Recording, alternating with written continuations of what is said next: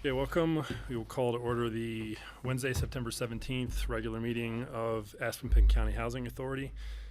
First item on the agenda is the roll call. Cindy, or no Cindy, Bethany. Whoa. Look, it's a force of habit. This is big. John. Here. Kelly. Here. Carson. Here. Christine. And we have more online. Yeah. Here. And I saw John Ward just Peter. joined. Peter. Is not online. No, Peter is. Oh, yes. There he is. There he is. And John. John. Oh, wait.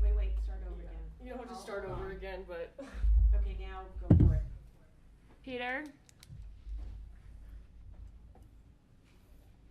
Yes. Great. And John.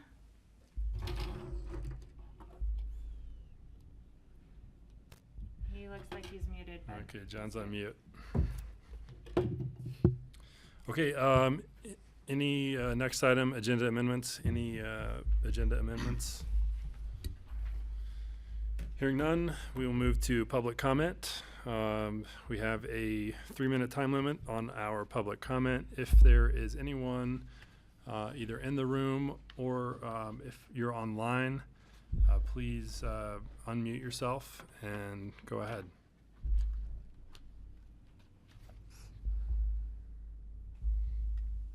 Okay, not seeing any public comment. We will close public comment and move to Board of Directors comments. And we will start online with Peter. Thank you, Carson. I would like to ask if we can vote today on releasing the capital reserve study. And that's my only comment. Okay, thank you. John Ward, any comments? Or Tom, did you have something? Are you doing board member comments, Carson? Yes. I think Tom's got his hand up real quick though before we. Tom, did you have something? Yeah, you can't vote on anything that's not on the agenda. Okay, I brought this, I reached out to Matthew about this, and he said I had to ask the board, get consensus from the board to release it, so I don't know what the process is to do that. Okay, well, yeah, you just, like I just put, if you've been asked to have it put on the agenda, which is, I assume what you're doing, and the next meeting, the board can consider that. But it's about making sure the public knows what actions the board's gonna take. Well, maybe, Tom, can you help clarify why releasing the report?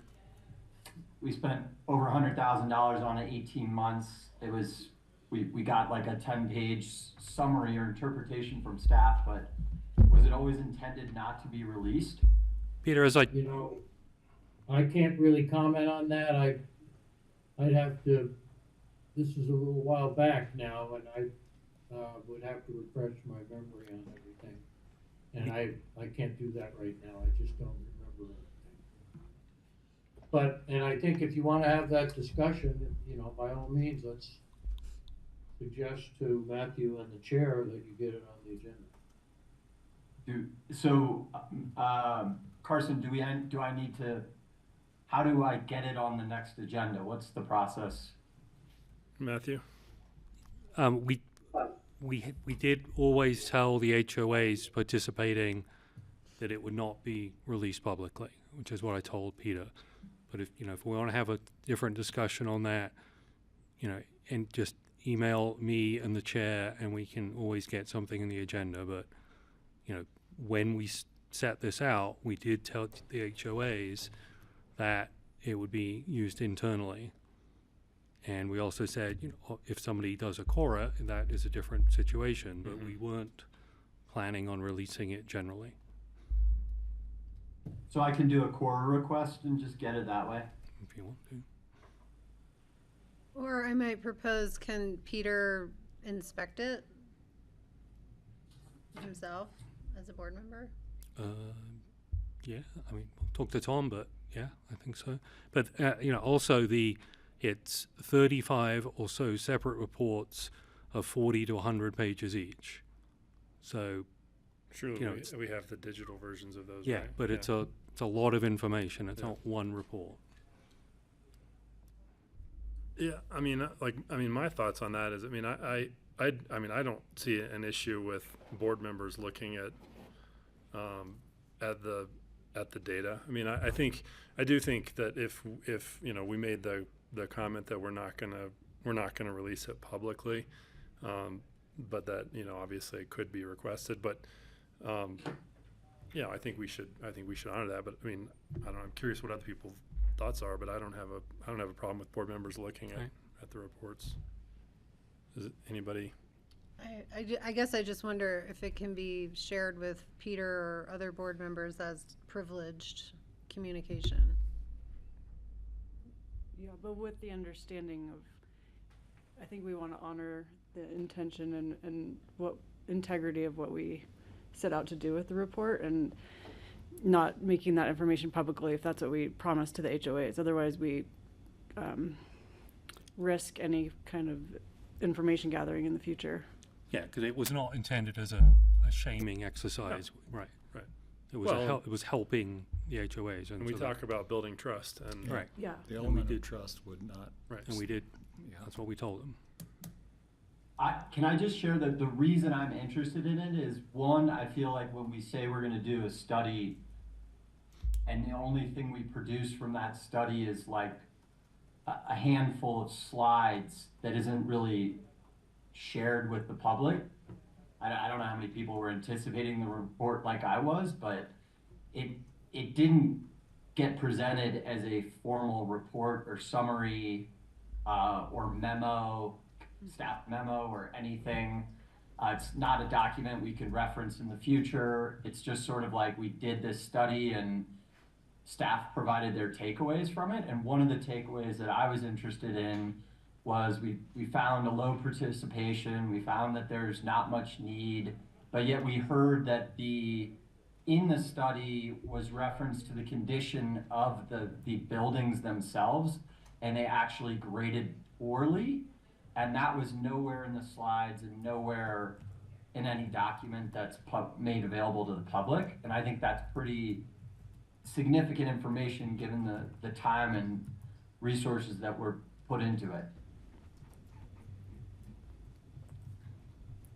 Kelly? Can I just request clarification from staff? Was there any intent to produce an executive summary that aggregated the information from it? I do think Peter raises a good point that we want something to be able to continue to refer to over time. And I don't want to assume that you all hadn't planned to do that, I guess. Matthew, if you're okay with me Yeah, speaking, please. I think we're still working internally on some documents, and so I don't think that's off the table. Emily's on vacation this week, so we can talk to her, but she's the one that's pulled through all of those reports over and over again, and so I think we could probably produce an executive summary. I don't want to say quickly, but we can produce Sure. that. And I think it's a continued conversation. It's on some future agendas where we do want to keep talking about capital reserves, and I think so more information will come out as we carry on those conversations, because it is a data set, and that's how we make informed decisions moving forward. And it is on the agenda for the next meeting on October 1st. So So If I there were- would say, I mean, I support Peter's request that we have an executive summary that get produced, honoring that it will be an aggregated review of the individualized data. And then if, Peter wishes to review that, the individual data, I'm fine with any board member requesting that under a privileged, the same way we would treat privileged communications that wouldn't get shared beyond the board. Well, and I think it would be interesting too to see just, A, B, C, D, E, HOA-A, and just have the data for that one. And then that way, from there, if we had specific requests, you could say, can I see the report for HOA-C or whatever? And then, I don't know, that seems like that might be useful. Yeah, you can redact the names of the HOAs. I think but that summary of the condition of the inventory, I think I can't believe we don't that seems really important to our role in protecting the community asset. And I think in line with a lot of our work plan and goals to like, you know, look after the community resource. And I don't know why we wouldn't want that information and protect it in whatever way is appropriate.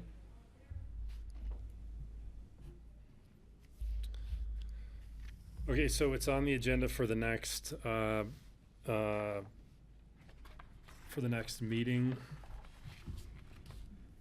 Do we want to, Peter, are you okay if we wait to look at the data from the next meeting, and then we can add it to the agenda if we need to? Yes, that's great. Thank you. Okay. John Ward. Hey, so I sent an email yesterday. This is probably my last board meeting for APCHA. My wife and I are moving to Hilton Head, South Carolina after 25 years in Aspen. But one of the things I mentioned in the email yesterday was, you know, we're doing inspections for sales of units. The buyer of my house ordered an inspection and did it. The inspector told them that, yeah, APCHA usually pays for these. And I guess evidently because the North 40's not kind of sold under APCHA's purview, APCHA doesn't pay for that. And my understanding when we were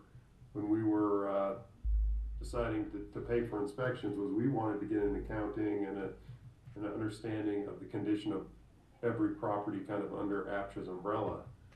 So I'm surprised we're not paying for those. I don't remember ever making that distinction when we made those decisions.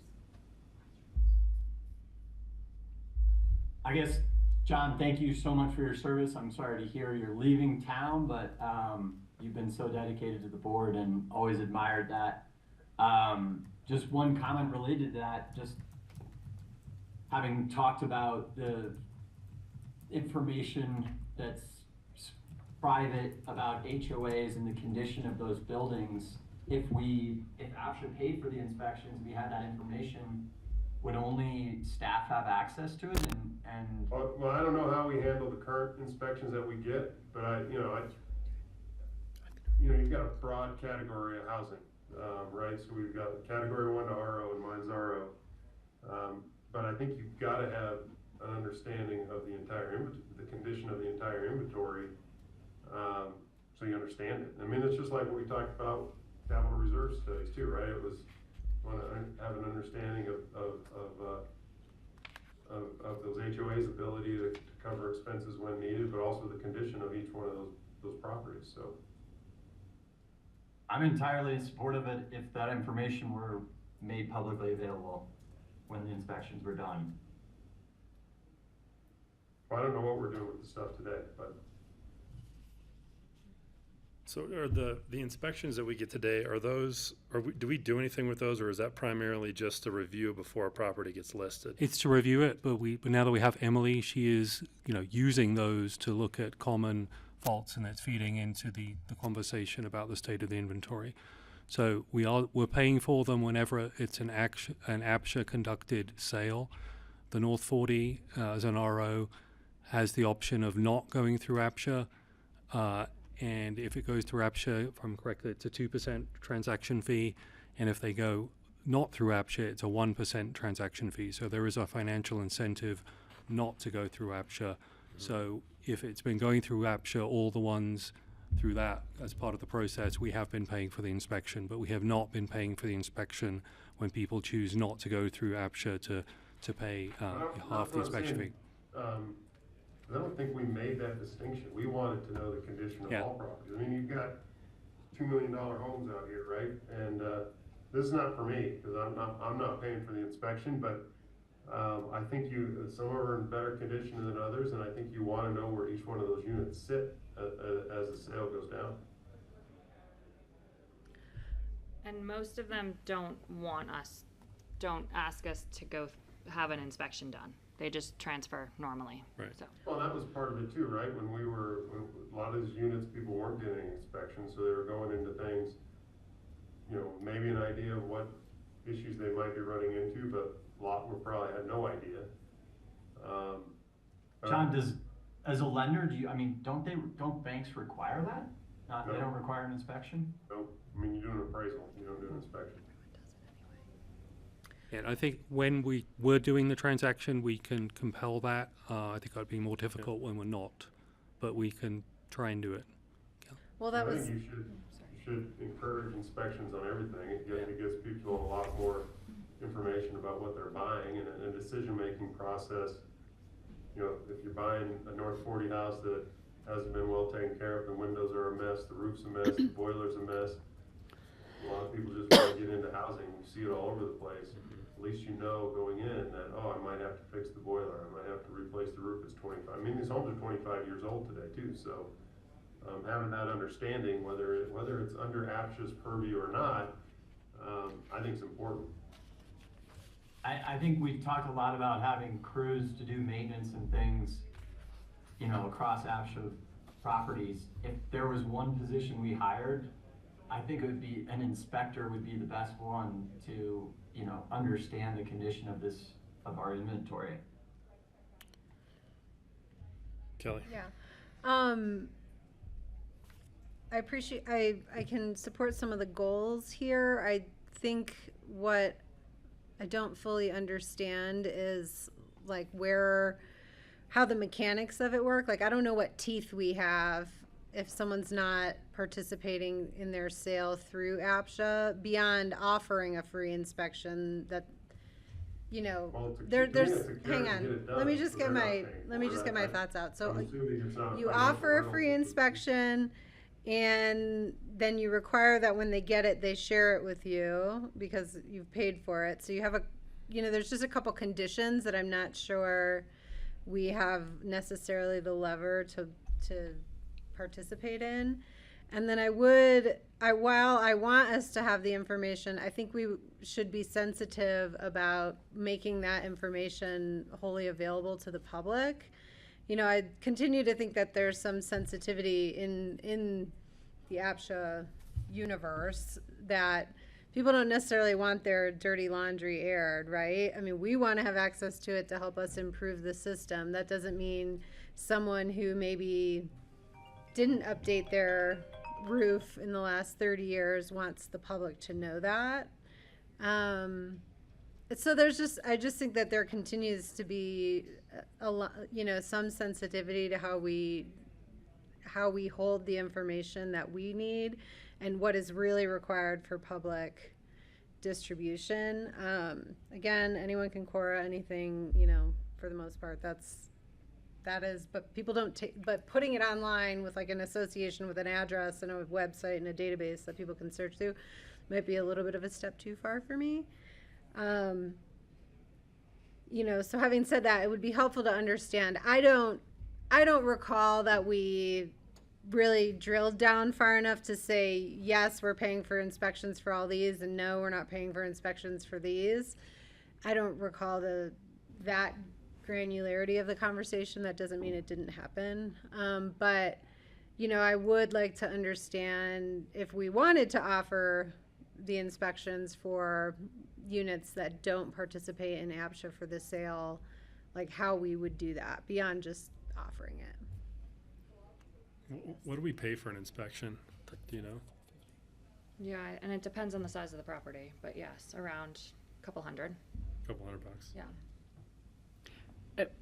I wasn't part of this conversation originally, but I always ask what problem are we trying to solve? So with that information, what is improved?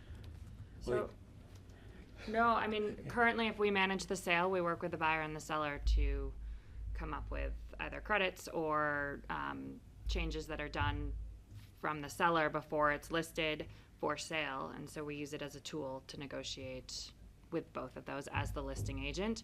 In this case, we'd just be handing it over and we'd have information, but we're not a party to the sale. So we have no say as to what gets done, except an inspection is done and paid for by APCHA.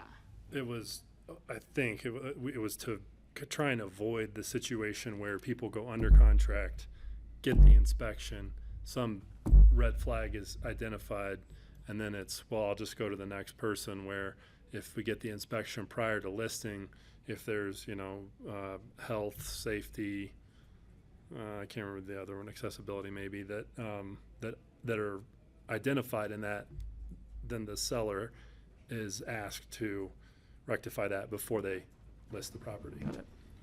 And then we're also using it internally to, look at common problems, and it's helping us build up a picture of what some of the common faults are and issues, and what needs more attention on maintaining the overall property. Got it. But we can certainly, try to get the inspections. I mean, my in these thought there sales. is, I don't think we're probably talking about a large number of people for the reason that you said. People don't want that to be Cora discoverable. And to me, if we're talking about a couple $1,000s a year and we get more data, sounds great. I think that's, if they're not really expensive and we get the data and we know the condition of the housing stock, as long as we're anonymizing that data and putting it into a data set so that we can see it on the whole, and we're using it, I'm happy to pay for it. Peter?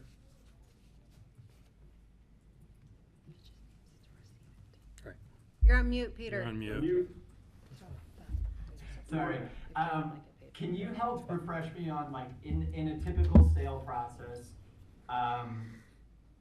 Carson, just as sort of you described, most people would provide an inspection up front for lottery applicants to review with, the property, so they kind of know what they're purchasing. Is that true? But some sellers may opt not to provide that inspection report, or? No, and Bethany and Matthew, correct me if I'm wrong, but the way that we used to do it is typically the buyer in a real estate transaction completes the inspection.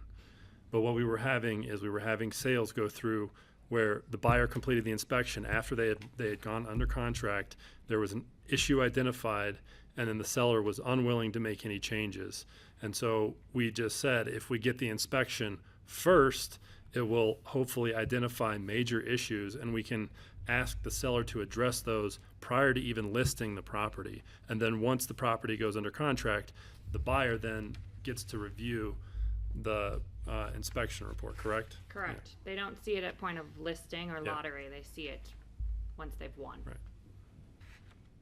But when is that not the case? I think that makes a lot of sense, but there are some instances. When APCHA is not conducting the sale. yeah, typically when you buy a house, you go under contract, you engage an inspector. Some people do, some people don't.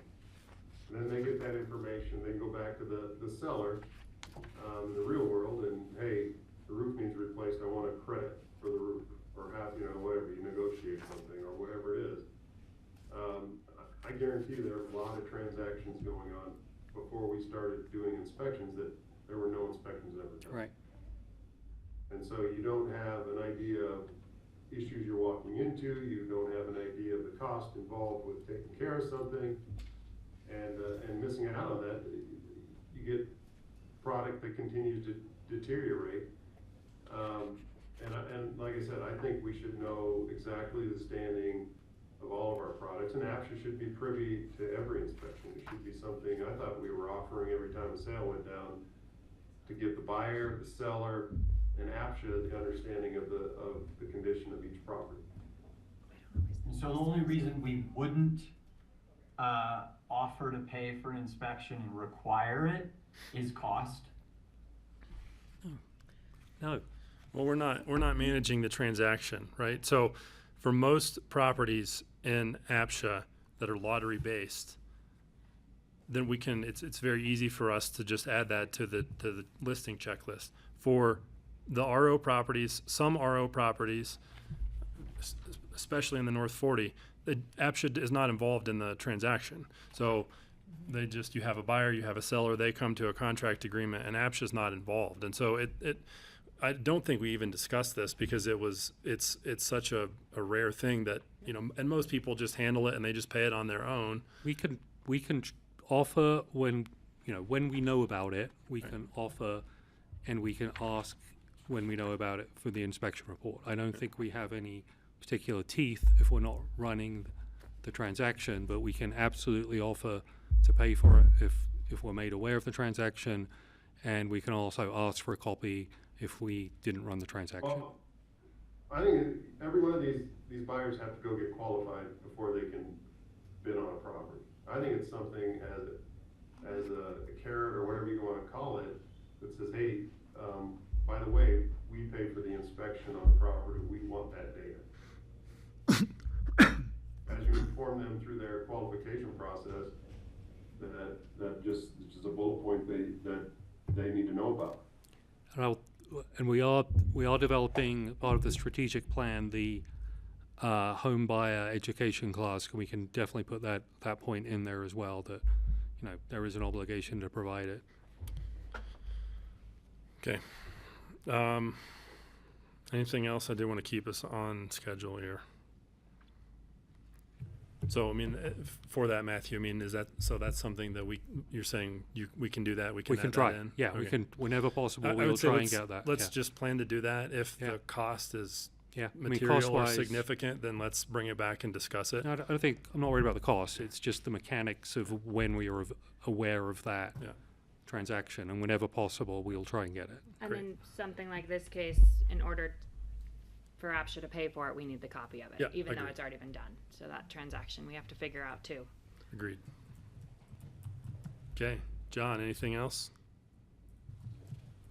No, and just last thing, I've enjoyed being on the board. I mean, I believe in the housing authority. It's certainly made Aspen a real community with a great mix of people up and down the income stratosphere. It certainly made Aspen be what Aspen is, and I appreciate the time I spent with everybody here, so. Likewise, Kelly? John, when do you depart? My last day at my work here is September 30th. Start my new job sometime early September. October. All right, you're not giving yourself a lot of time. I would suggest, Sabbatical. if you'd be so willing to write a last column for the APCHA columns before you go. That's a great and your idea, look yeah. back on, I think- don't know, I 20 think, years on the APCHA board? I mean, I you've think been the on the people that board for a write really today long do a time. much better job than I would. We can have Carolyn interview you. We've done Yeah. that before. Yeah. Well, I'll drop you a line, John. That's a really good idea. Well, and I would like to celebrate you somehow. So, thank you for everything. And I'm going to be sad to have you go.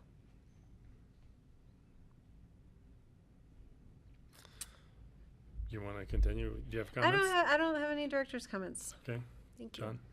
Yeah, first I want to thank John for his years of service. Really impressive. I haven't known you very long, but I've enjoyed serving with you on this board, and I wish you the best of luck. And then I just want to say how excited I am to have the City of Aspen Centennial Settlement on tonight's agenda. I ran into Ann Mullins recently, and she congratulated me and said that she'd been working on that for years, and how did we do it? Anyway, she was part of the process, and it's really exciting news for the City of Aspen. Thank you. Christine? Just our time together was short and sweet, John, but thank you for your service and good luck in your next chapter. And just echo those comments, John. You're the only person that's been on this board longer than me, so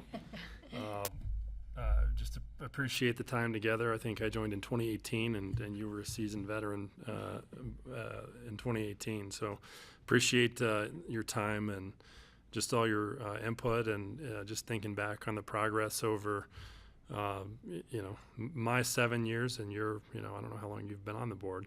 But certainly the community will benefit from all of the work that you've done, and thanks. Appreciate all your time. All right, we'll move to Matthew, Executive Director, comments. Good evening, everyone. Matthew Gillen, Executive Director. A couple things today. We have our good friends from CORE coming to say hi next. CORE actually did a great program for HOAs as part of our ongoing HOA series a couple of weeks ago, and it was all about what CORE can do for HOAs. The next one of those sessions is going to be October 15th, and that'll be with Molly Foley-Healy, again, the lawyer. That's going to be online, so we're just trying to, mix it up, and Molly doesn't want to travel up here when it isn't summer, which is completely fine. So that'll be online. Exact topic to be determined, and we'll hopefully have a few more online sessions throughout the winter, and then next spring and summer we'll be doing them again in person. I went and I've been saying it for a long time, but I finally went to had lunch at the senior center, and so I met some of our esteemed senior citizens over there, and that was great. And better coordination, improved, deepened coordination between APCHA and the senior center is something we it's great. And I've already talked to Patty and Emily about who work at the senior center about a couple people we all want to help who are in APCHA housing, and so that connection is great. I'm so glad to hear that. Yeah, we're doing a final push on affidavits. We're not doing a general email blast. We're actually tailoring the email blast, and that should go out this week, and that'll be to our esteemed friends who need a little bit of an extra push. And I think we're up about 80%. So, we've still got some work to do, but it's we're getting down to the point now where we're telling people we know who you are, and we are very disappointed, and we would like some action on this very soon. So that's happening this week. Okay. And the other thing I just wanted to talk about was the ongoing push to fill those ACI units. In the last meeting, you saw the communications plan and a memo, and then I had a memo in the city packet last week. So we've been taking out ads up and down the valley. We've been doing flyers up and down the valley. The next step is we're going to be doing a radio slot in Spanish to attract some people there. It was in my column today. We had a guy write to me directly who read the column this morning. Of the 9 empty units, we've filled 1 2-bedroom internally from some people we identified within Truscott, which is the first time we'd done that, first time we'd actually reached out to some of our residents. So we filled 1 that way. We currently have 5 applications under review. And just to remind you, with the LIHTC units, you offer the unit and then you qualify. So it takes a while, and that's just the way it is. So we have 5 candidates qualifying now, and we've had 10 or 15 pretty serious offers, and so we'll be moving down that list when we figure out what's happening with that. So we're doing everything we can to fill those units, and I've been City Finance Department and I have also been talking to the tax credit partner, and we're talking to them again tomorrow. So we're aware that it's a very important issue for the city and for APCHA, and we're doing everything we can on that. And then, real quick, Peter, did you have a question? Yes, when approximately did owners receive the affidavits? Originally in March. March, yeah. So they've had plenty of time. Okay, and I understand this time around they're required to provide more information, so has that been part of what's taken longer? It hasn't taken longer. No, It's I'm- always, it's this is always very, the slow. this is, yeah, And it's I mean, always like this. and ultimately, there's fines if they don't. Ultimately, return, if they don't produce it, they will be put into the normal notice of investigation, Yep. notice what's the other one? Notice violation. Violation. And They'll Peter, be the put into last that normal time process. we Yeah. had 100% compliance, we went door to door posting notices on the last few that did not respond. And maybe that will have to happen again, but it took staff members multiple days knocking on doors. And we'll be putting them straight. We'll also be putting them in the normal compliance Let's, report. I mean, maybe certified letters, I don't know. Avoid having to knock on doors. Yeah. We can try certified And- letters as a next step. And will you be able to provide whenever the kind of exercise is complete, kind of a summary of what was found with the affidavits in terms of like 100% compliance, or was it different than in the past? Just so we kind of know, can compare it to previous affidavits. I don't think there's a direct comparison with previous affidavits. Previous affidavits were simply an affidavit, and it was a tool, you know, down the road. If there was a problem, we could say, hey, you promised, I have this signed affidavit saying you were in compliance and you weren't. This time we are collecting the data, so we'll have to see what that says. This time was really an exercise to prove that we physically could collect the data, so there will be some analysis. It won't be as in-depth as we hope to do in a couple years, because we're still, Jackie's time is limited and she has some other things she's working on. But it's, you know, it's a, per the strategic plan, it's another very significant step to knowing that we have full compliance. Thank you. And I just had one final thing. Can I just Yes, please. maybe articulate a little? My understanding is that the goal is the audit there will be a full audit with every 5 years. It's like We mean everybody Yeah. gets cycled through? Yeah, Yeah. so, you know, within a 5-year period, every owner will be subject to an I audit think- at some point in that 5 years.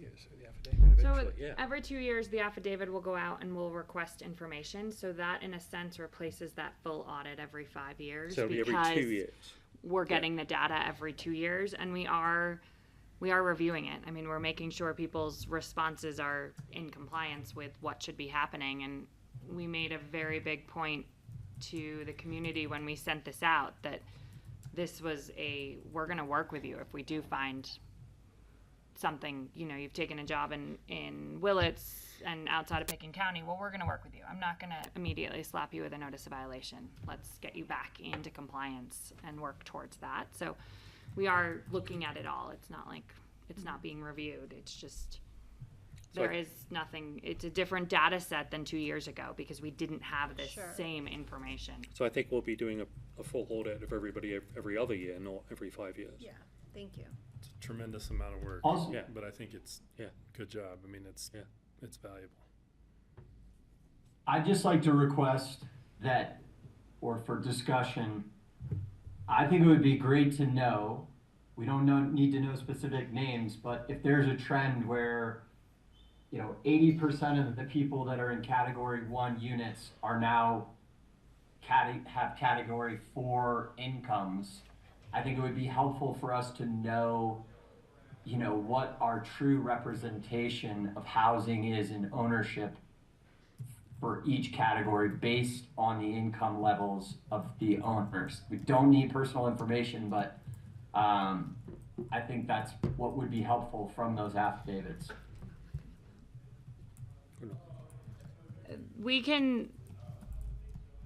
That is not called out specifically in a data field that the owners fill out. We would get at that data by reviewing each W-2 or tax return from the prior year and then inputting that. So that Seems like a lot more work. That's a because lot right more now you're work. looking Schedule E. Do you own any real Correct. estate? Who are you working for? That sort of stuff. So I think if that's if we were going to make that change, I think that's something we would want to set for a future agenda to discuss. Yeah, thank you. And then I have just one final thing. Sparked by a conversation at the BOCC from Greg Porschman, who was asking if we had a history of APCHA. I had a friend who's on the public policy program board at the College of William and Mary, and I do have 3 graduate students in public policy who are doing some research for us on the history of APCHA, and they're going to be digging around in our files. And we started talking to them on, you know, some of the biggest decisions that were made over the past 30 years, maybe some of the impacts, and we'll see how that looks. We've had an initial discussion, and we have a lot of data we can give them, and I'm excited to see what happens. And they're going to present to this board at the December meeting by Zoom. So yeah, Let me connect you with Phyllis That'd be great. Mattice too, Thank you. who I think has, Yeah. like, I've seen some like folders. that'd be and great. written That'd be great. And I promised, that. I promised Bethany and Cindy this wouldn't be a huge amount of work for them. So I think they're going to do an interview with Cindy and Bethany. But you know, this isn't staff doing this. This is They should interview these Michael grad- Kinsley. Yeah. who's, Should you interview know, Mike- thankfully still Yeah. with us. So, well, you know, I'm excited. We'll see what happens. I told them to listen tonight, so Okay. so we're depending on you guys. All right. Well, I'm happy to help. I will definitely Great. Thanks, put Kelly. you in touch with Phyllis. Great. Thank you very much. And yeah. And I do think you should interview Michael Kinsley. I think that's a great idea. Yeah. Thanks. Great. And that's all I have. Thank you very much. And I have Cindy's piece. So, on our website, under available units, there are rental units available, as Matthew mentioned, at Truscott Phase 2 and Aspen Country Inn. Make sure you click the sign up here link to submit interest. For ownership, we have a few units available. We currently have 2 Obermeyer Place units, a category RO 2-bedroom and a category 3 1-bedroom. We also have a Marthison Nostell category 3 2-bedroom, a Burlingame Ranch 1 category 5 3-bedroom, and an RO home at the North 40 available. So make sure you go on our website and sign up to receive notifications on any new units, rental and ownership. Thank you, Bethany. Okay, we will move to the consent calendar, one item, minutes of August 20th, regular meeting. I move to approve. Motion from Kelly, I'll second. second from John Doyle. Any discussion, corrections, amendments? Hearing none, Bethany, it is a roll call vote. Sure. John, Yes. Kelly, Yes. Carson, Yes. Christine. I can't vote. Oh, you can't vote, you're right. Peter Yes. and John. Yes. Motion passes. Okay, Tara, we've got our core presentation. And if Our I have new slides. Thanks, John. If I have slides, I can join the meeting and Yes, you and have to share? join the Zoom meeting, and here is, I think I've got it. I have the agenda. So you're the new CEO. Yeah. So when you came to the BOCC, I don't think you were allowed to say that to us then. It was not public at that Okay. moment. Well, lovely. so Congratulations. that's the meeting ID and that's the password. I think someone needs to let me in. I don't see you up here. Yes, there you are. Now you're up here, so let me make you. As soon as you show up, I will make you host. Now you can share. Thank you.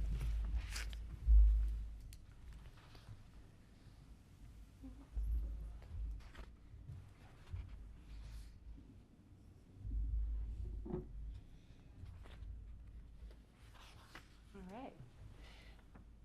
Mic on. Red light on. Red light is on. This is always confusing for me. Thank you for having me. I'm Tara Stitzlen, as Kelly pointed out, CEO at CORE now as of Monday. Happy to be here and meet you all that I have not had a chance to meet yet. And yeah, I've been with CORE for the last three and a half years, and I'm excited to take over from John Doherty, who you're all familiar with, and leading CORE into this next chapter of climate action. And it's been great to listen to this discussion the last half hour about the APCHA housing stock, and happy to share the work that we're doing in 2025 and what we've got planned for next year and beyond, and how we hope to plug in and support improvements that align with our energy and carbon reduction goals, and support the residents and customers of the housing stock. So I'll start with just a little overview of CORE programs. I think you're all pretty familiar with our energy assessment, advising, and incentive model. And something that we have tried to build in the last year or two is additional capacity and expertise in the commercial multifamily space.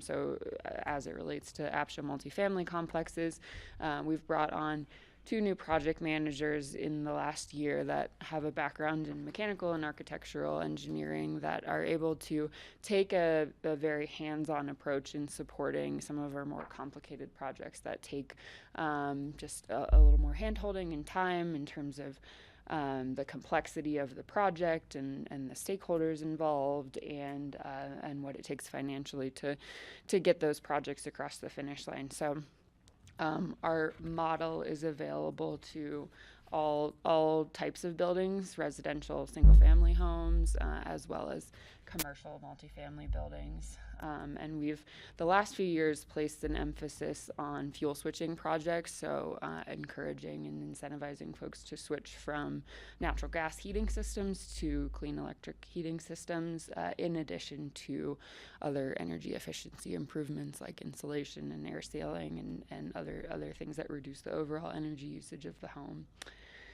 Another piece that we have been working on developing additional capacity for is in supporting our customers to apply for additional stackable incentives and other potential funding and financing resources. We know, and I'll talk about a few examples later in my slides about the high cost difference between replacing a natural gas system with another natural gas system and switching to an electric system. And there are some instances where core grants can't cover that whole gap. So we have built support to be able to help customers apply for other funding sources and are looking at other creative approaches to accessing more grant dollars outside of core. This is just a snapshot, and this is, again, looks different than what you saw at the Pitkin County board meeting, that this number just keeps going up in 2025. The incentives that CORE has awarded so far in 2025, now approaching $1.4 million for the year so far, 4 of those in the form of grants and the rest in the form of rebates throughout our territory, Pitkin, Eagle, and Garfield counties. And you can see the totals in blue are comprehensive overall throughout our territory, and then yellow here in Pitkin County. So just to illustrate the impact and the connectivity that we have with the community through these numbers. A couple highlights of projects. So like I said, we've focused in the last couple of years on energy retrofits like high efficiency electrification of heating systems, both for space and water. So far this year, we've funded over 80 heat pump installations through rebates throughout our territory, and those projects will collectively result in the reduction of over 4,000 metric tons of carbon emissions. So in addition to the emissions reductions, we're helping our customers achieve goals like comfort. So the added benefits of cooling with adding a heat pump, insulation projects that improve the comfort of their home and energy bills where they might have been, losing heat and wasting energy previously. And then lastly on this screen here, I've listed that 48% of all of our incentives so far in 2025 have gone to community priority participants. And this next slide talks a little bit more about what that category encompasses, and it includes most APCHA properties and residents. So we created this category to try to capture a swath of the population that needs additional support. So includes income qualified participants that meet the 150% AMI threshold or under, but then if you don't meet that income qualified threshold, these other categories are ways that you can qualify for this community priority program, and that enables you to access double our standard rebate amounts. So for a heat pump project, for example, our standard rebate amount is $7,500 for a heat pump project, 50% of the cost up to $7,500. And for a community priority participant, they could be eligible for up to $15,000. And there's a lot of people taking us up on it this year.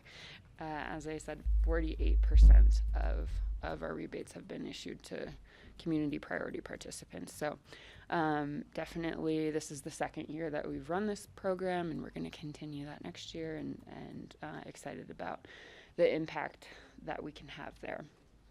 And then as I said, that encompasses most all APCHA properties and residents, and wanted to talk a little bit about the ways that we've been working with APCHA staff on highlighting this opportunity, and then some other collaborations. So we've been working with Emily and Meg to cross-promote this program with the Essential Repairs program, and make sure that residents and applicants are aware that they can access both, and there's alignment not on every project type, but on a lot of them, particularly electrification of heating systems, where folks are able to get a good percentage of their project covered if they were to apply for both programs. So that's one way that we are trying to work together with APCHA staff. Another piece that I wanted to highlight that has come out of the Capital Reserve study, and so without sharing any confidential information with us, Emily referred basically anyone that she identified through the study as someone who might be interested in core programs and services and might benefit from working with us, referred those HOAs to core, and we've heard from 6 or 7 of them who are interested in exploring what an electrification option might look like for their heating system. We have a good example of a project that we have recently been successful at moving forward at the Old Bavarian HOA. We have been working with them over the course of the last 3 years, so an extended timeline and lots of different factors and stakeholders and layers of this project. But just in the last couple of weeks, we finalized an award for a $210,000 grant to fully electrify their space and water heating in the old inn portion of the complex, and so hoping to celebrate this and highlight this for other HOAs, and hopefully it doesn't take 3 years for all of them to go through the process, but it may, and some of it may be planning ahead where they're not immediately in need or lacking heating and need to replace it for the winter, but like I said, we've got good interest coming out of those referrals from the Capital Reserve study, and also again just highlights the role of our new project managers in being able to facilitate and handhold and bring together all of the various stakeholders around making these projects possible in multifamily complexes. The other piece that we're continuing to brainstorm on and are interested in your thoughts on how we all work together to solve this problem is just the financial piece of knowing that the cost difference between natural gas and electrification and how that overlays with climate goals in our community. It does cost more to electrify versus to replace with a natural gas system. There are other benefits to it in terms of things like indoor air quality and comfort in some instances. And as I said, we're looking for innovative ways to support these residents and HOAs to apply for additional grant funding and work together with various stakeholders who want to see the housing stock improve. So. One other example project that we're working on, this is still in progress, but working on a pilot project in one building in Burlingame Phase 1 to replace one of their boiler systems with a hybrid system. And so typically we support full electrification efforts, but in some instances it just doesn't make sense, either financially or practically for the resident, and so this is an instance where we're gonna aim to support them in installing a hybrid system and including smart controls that will adjust to save them energy. So just a few highlights of what we're working on with APCHA, and and then this is just my staff page. Very proud of the work that they've done this year, and our new project managers and Julia Wilson, our new energy concierge, as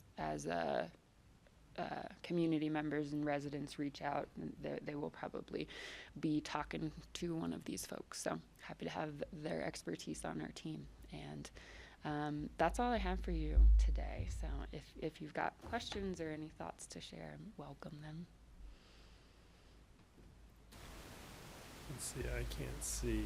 Let's see, does anybody online have any questions? Doesn't look like it. I'll throw up just some wild thoughts that I had. I was looking at the solar, and so one of the questions, there's probably a good reason for this, but one of the things that, I was looking at my house about trying to put solar on my house, and one of the things I noticed was that there was a maximum of 100% of my last 3 years average for how much solar I could put on my house, and was just sort of, trying to do the math of how do you make it all work. And I was just curious, do you know why that is? And it's not you, I know that's the City of Aspen, and feel free to say this is not. Do you know why that is? That you're in City of Aspen utility. I don't know why.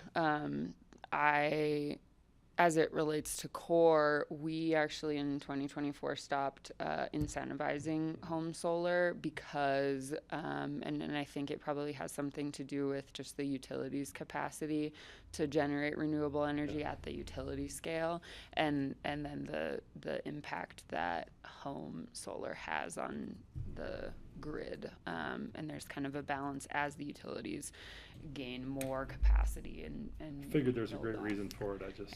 I can't help you. I don't know. I would say for us, I think in the county, you have, if you want to be able to sell back to the grid, you have to have a battery storage option, which is required by Holy Cross. Mhm. And so that they can take it when they need it, Mhm. not that it's just showing up. So that might be part of why you're at 100%, Yeah, it not was just 140%. Like the marginal for it. cost of adding more solar panels once you've done the whole system is, tiny. Mm. So, John. I just wanted to add, there's going to be another HOA reaching out to you soon. I ran into Tim Johns recently. My building needs a new boiler, and we're going to be looking at heat pumps. Good stuff. Thanks, John. And I just want to highlight that Tara and I are really committed to institutionalizing cooperation between APCHA and CORE, as you mentioned. Meeting with Emily and Meg, and they actually have that just on the calendar, so it's a standing meeting. So we've done great work before, but now is the time to just get that incredibly routine, and we're looking forward to it. Have we identified sort of some of what would be optimal HMOAs, or maybe not even optimal, but like this HOA has a lot of need here, even if they know it or not, based on our collective expertise, in terms of more like proactive outreach to them as opposed to like receiving outreach from them. Yeah, I think that this effort to make the referrals based on the capital reserve study kind of spoke to that goal, as I said, without sharing their information with us. So there was kind of, they did have to reach out to us, but the way that I think Emily evaluated those opportunities was based on the need or the foreseen need to replace their boiler system in the next 10 years, and that would be something that would qualify for a core program. If there are other, we did an effort in 2022 to do assessments in 100 properties, and have used that. That was how we got connected with the Old Bavarian. So, Okay, great. Yeah. That's awesome. Thank you. Yeah. Okay.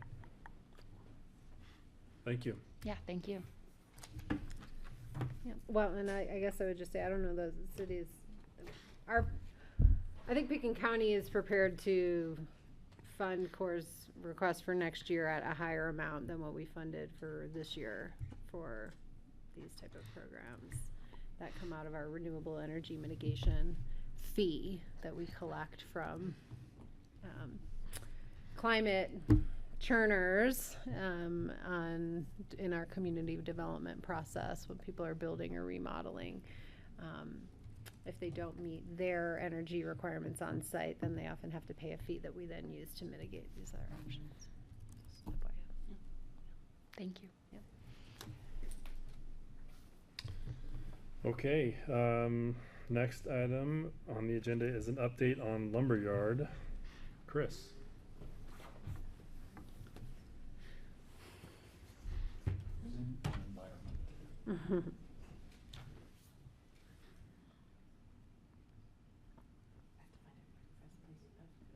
Hi, I assume this is on. Thank you to Matthew for inviting me today. Thank you to the board for hearing about this project. My name is Chris Everson. I'm with the City of Aspen. I'm going to go ahead and attempt to share my screen for this presentation.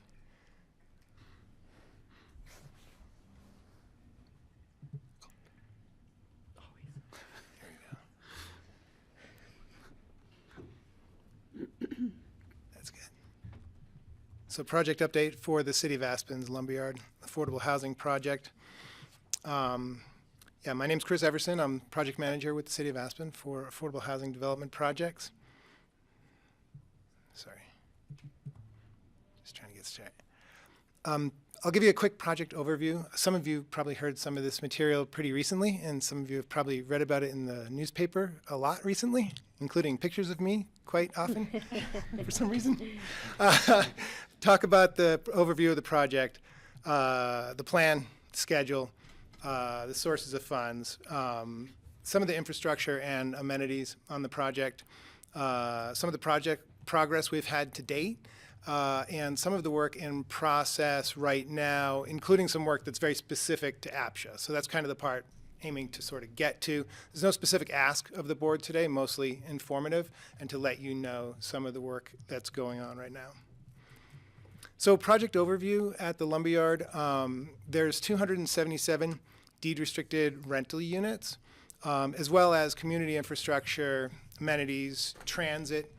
The bedroom and income mix shown there, of the 207 rental units, about half of them are one-bedroom units, and about a third of them are two-bedroom units, with only about 15% of the units being three bedrooms. So out of the 277 units, only about 40 of them are three bedrooms. So on average, there's fewer bedrooms per unit here, about 1.5 bedrooms per unit here, than say Burlingame Ranch, about 2 bedrooms per unit.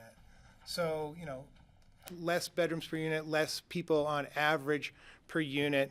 You know, aimed at slightly different demographic, a little bit less family oriented, also being rental, of course.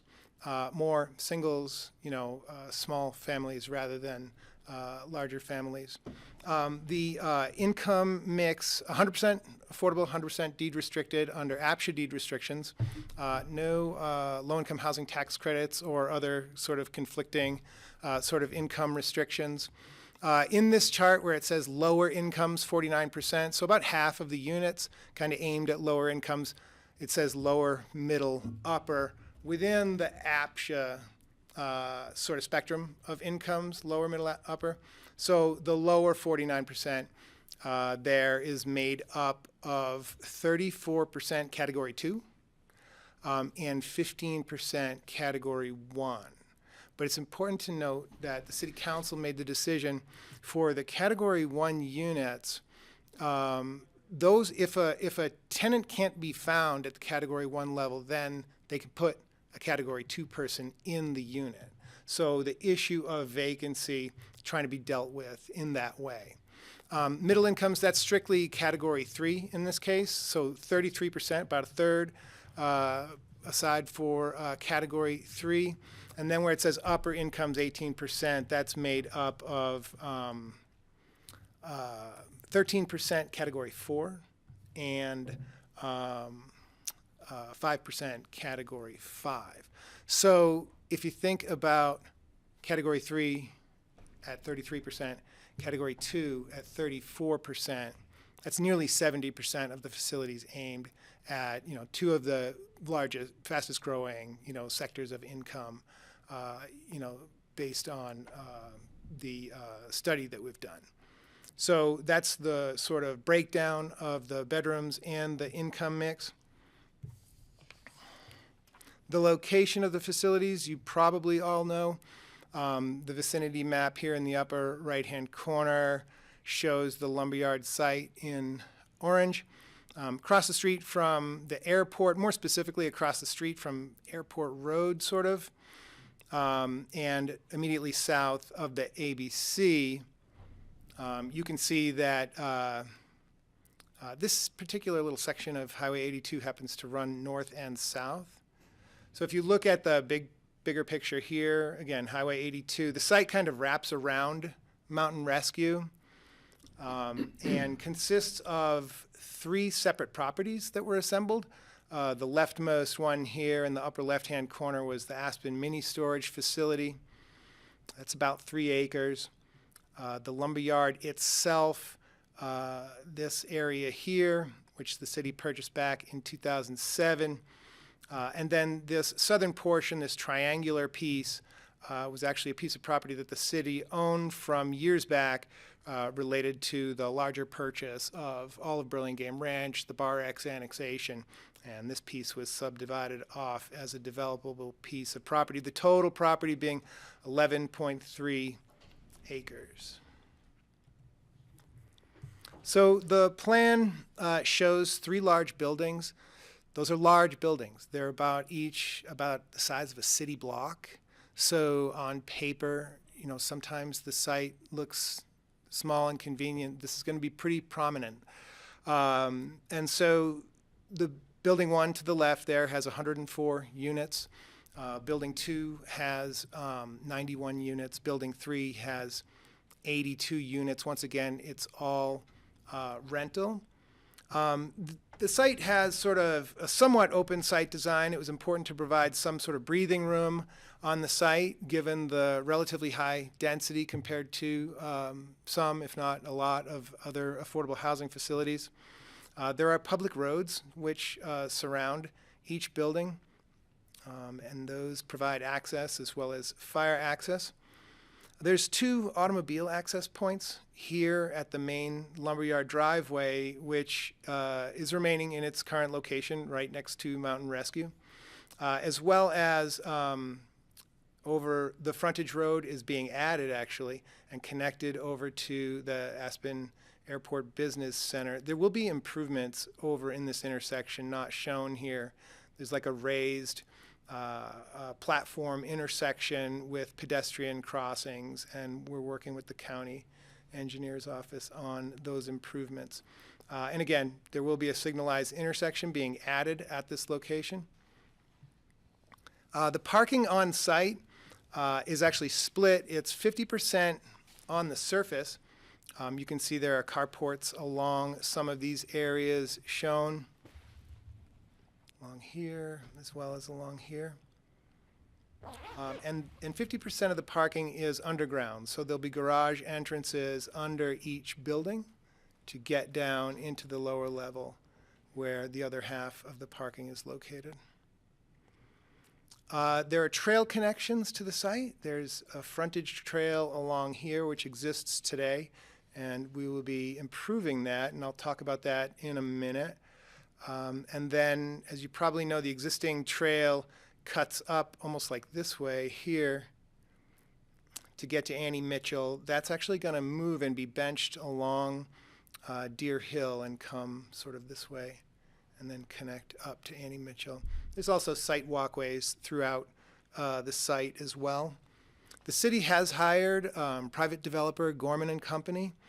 They have begun the process of preparing for the implementation. Their schedule has them starting in mid-2026, and the tentative delivery schedule is to complete Building 1 and have leasing in 2028, and then to complete Building 2 and have leasing in late 2028 into 2029, and then to complete Building 3 and have leasing of that building in 2029. So the developer is working toward that schedule now. And I mentioned, mid-2026 being when they begin. All the work that we're doing right now is aimed toward having a financial closing, a lot like you have a closing to buy your house, a mortgage, et cetera. So there's a financial closing currently scheduled for mid-2026, getting ready for that. That's one of 2 closings that will be used to facilitate bringing the funding together to implement the project. So the first closing, mid-2026, will consist of building 1 and a good deal of the infrastructure for the project. And then the second closing scheduled for the middle of 2027 so that we can pull together the funding for building 2 and building 3 at the same time. So sort of one big implementation, but facilitated through the use of 2 separate closings. The city's estimated funding right now, and so the final funding gets pulled together at closing. And so, Aspen City Council will see that as we get closer to the closing. So the final budget, again, just like you get closing documents to close on your mortgage, there'll be closing documents related to these closings, including a budget for everything that each closing includes. And so currently, the funding is based on estimates of what that will look like. The City of Aspen's estimate right now is $250 million. And that's not our estimate, that's the developer's estimate. You may have heard that the City Council has approved a ballot question for November's election to ask the Aspen voters to approve debt specifically for this project in the amount of up to $70 million. And I should just mention that that $70 million is included in this 250. So the $70 million would not be above and beyond this $250 million.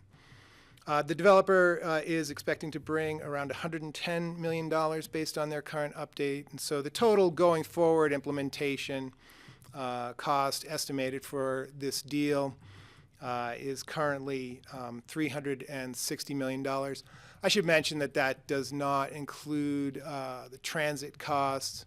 I should mention that that does not include the city's prior sunk costs on the project. Those costs relate largely to the land. The city has put in just under $30 million to this point for the land. And the city has put in another $10 million to get to this point in the project. About 5 of that 10 was for the community outreach and design and entitlements process. About another $5 million was for the preparation of the physical facilities on site to this point. And I'll show you what some of that is. I guess I should also mention that that does not include as well all of the rents that the city collected on the Lumberyard property for about 10 years or so. And it does not include the actual profits that the city made off of operating the mini storage facility for quite some time. So we have all that information as well. I just don't happen to have that stuff handy. Was there any other public funding, like grants or anything like that? The developer's $110 million contribution will come in part from commercial mortgages that will be put in place on the buildings, will come in part from a deferred developer fee. It's common in these types of projects, particularly public projects, and Gorman does a lot of those, where they'll defer part of their developer fees so that they instead receive that over time rather than receiving it up front. And then part of it will be through grants. Because the project is largely considered like a middle income project rather than a low income project, the developer is aiming their search for sources at middle income products. Prop 123 being a good example, the equity program there, and then possibly some other types of middle income like products that they can source as well. So it's TBD. They did propose numerous different sources like that. They're doing their due diligence now. I should say, largely they're working now on, and I was going to get into this in a minute, they're working now on creating construction plans so that they can implement the project and help to inform the budget. And so as they do that, then they go out and look for funding sources at the same time, all so that they can get to that mid-2026 closing. And so this for them is routine, but they are really in the thick of it right now. Good? Yeah, thank you. And so some of the community infrastructure and amenities, the first thing I like to mention is the 100% accessibility. This is something that is really exciting because it means that all of the members of our community will equally be able to access these facilities, because we often have to deal with sloping sites and difficult conditions.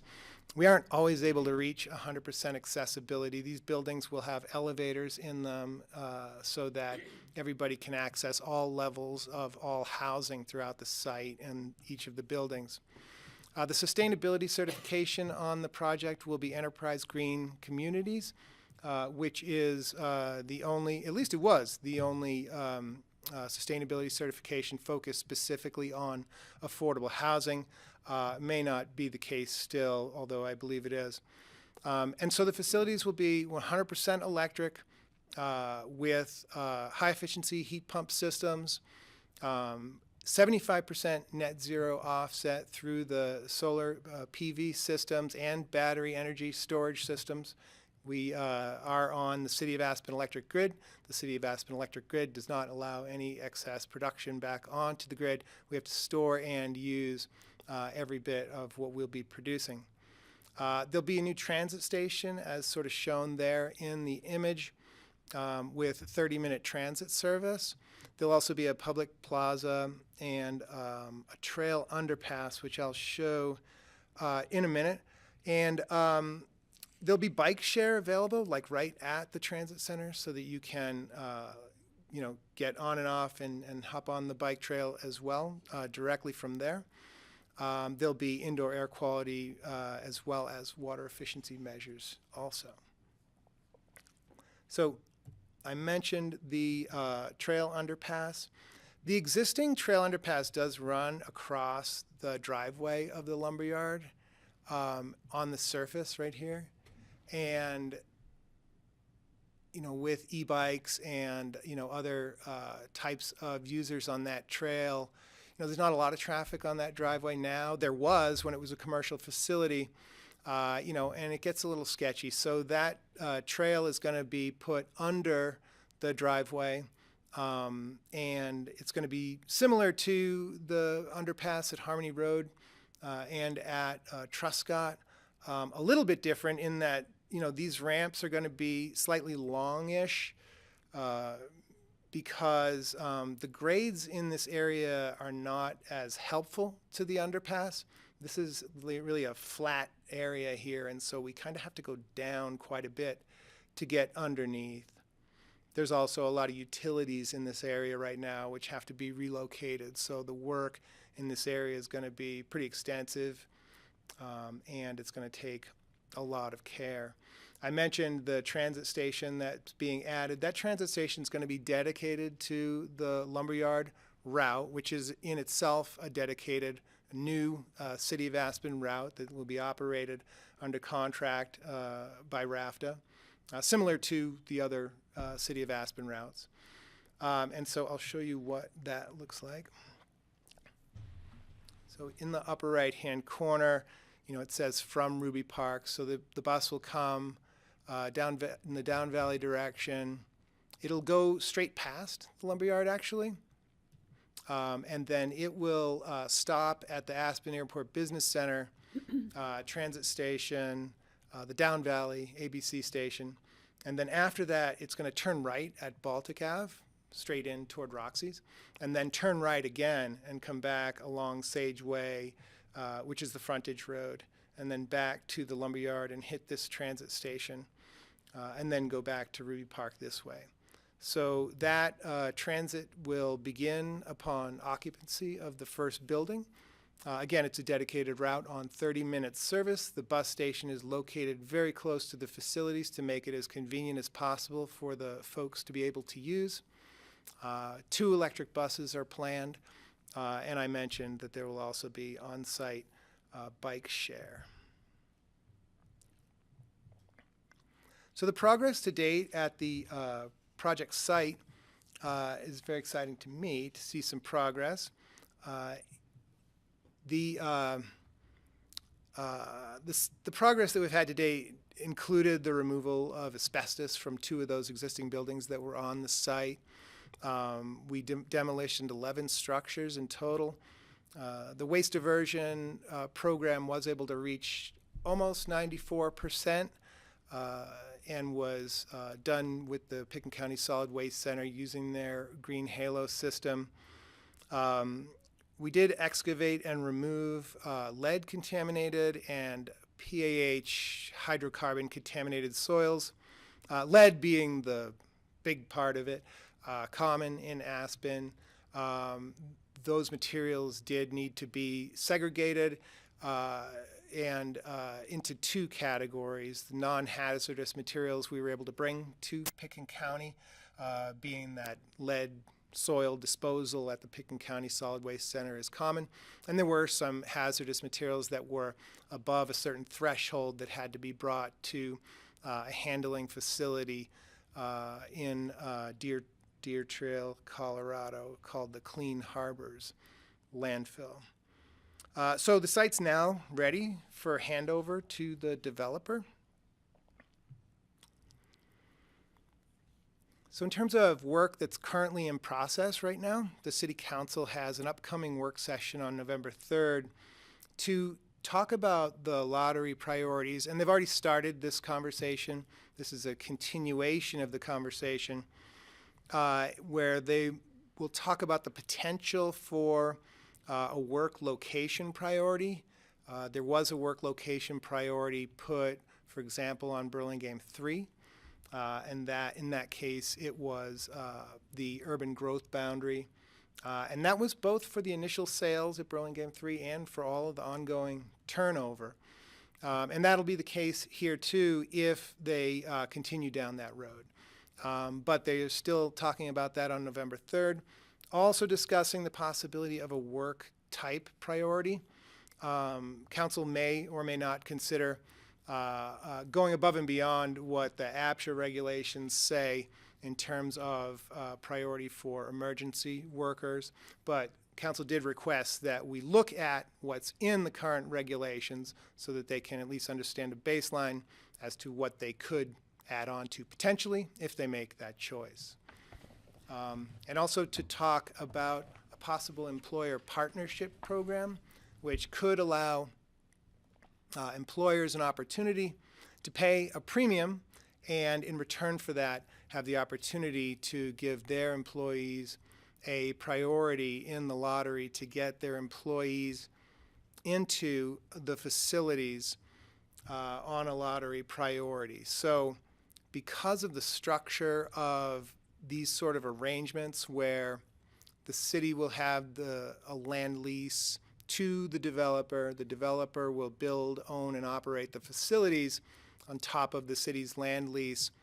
We don't have the ability to do some of the more traditional ways of going about this, which are like blanket leases, other types of agreements that might allow employers a way to sort of buy their way in by some sort of agreement. So this would just be a means of accomplishing some of those things. The City Council is considering putting a cap on the number of units that would be eligible for this type of program so that there is still a lot of units left over for at-large applicants. So that discussion will continue on November 3rd.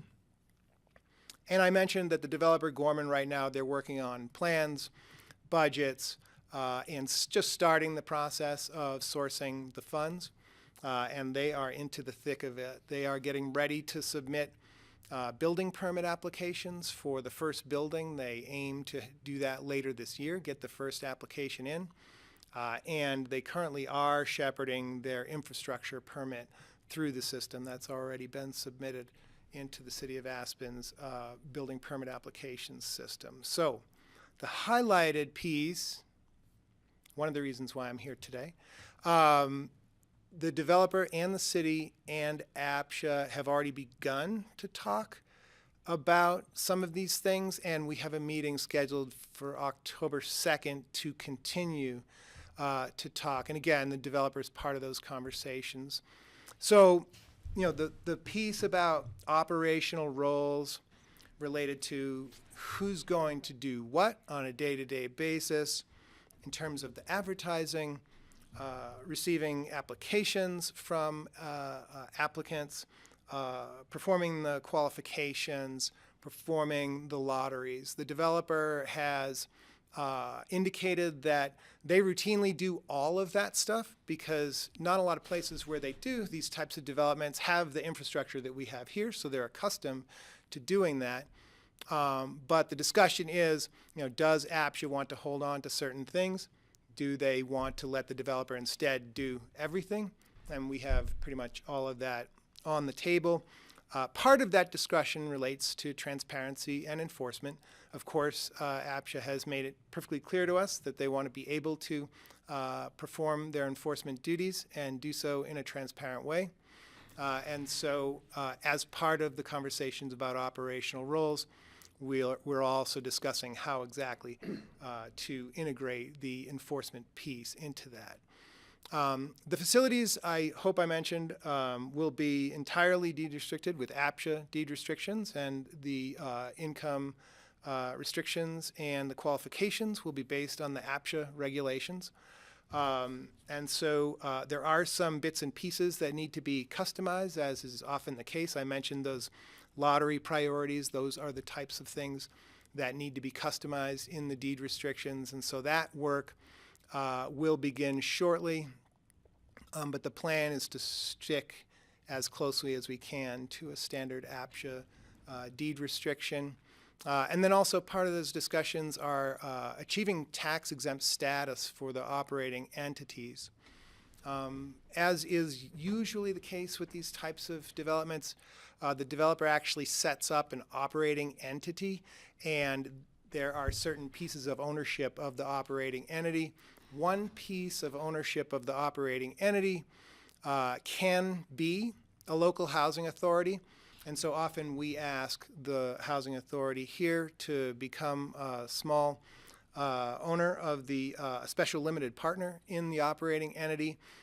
That is one way of achieving tax-exempt status, which of course helps to make the facilities financially feasible.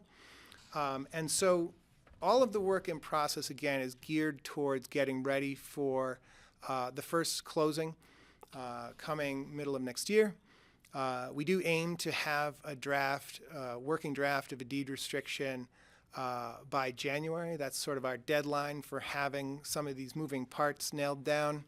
And so we hope to be continuing to work with the staff towards that goal and be able to report back to you that we have some ask at that time, more than likely, for APCHA's participation in the project in some of the ways that we're able to talk through. That's everything I had for you guys today. You can ask whatever you like, and I'll do my best. Will we, and I don't know, either of you, I guess, Matthew or Chris, will this board be party to reviewing what that agreement is that APCHA would engage? A special limited partner or otherwise? I don't know. I think so. Yeah, I mean, I Yeah. think you'd have to be, now that we think about it. Typically, my Yeah. understanding is that if we review the deed restrictions with staff, and if we review the deed restrictions with Tom and with the city attorneys, that typically the deed restriction might not specifically get approved by the board, but something like an agreement related to becoming a special limited partner to achieve that tax-exempt status we would ask for approval from the board for that, more than likely via a resolution. And Tom, please correct me if I'm wrong. not too dissimilar from a couple of projects that come to mind where that's been done before. Like what? Specifically, I think you did one for the Real America project, and we also did one for the 488 Castle Creek project as well. I recall those. Thank you. Peter. Yes, thank you. A question about, in the joint meeting with the BOCC and the City Council, you talked about how the city has a ground lease and the developer will be the landlord to the tenants.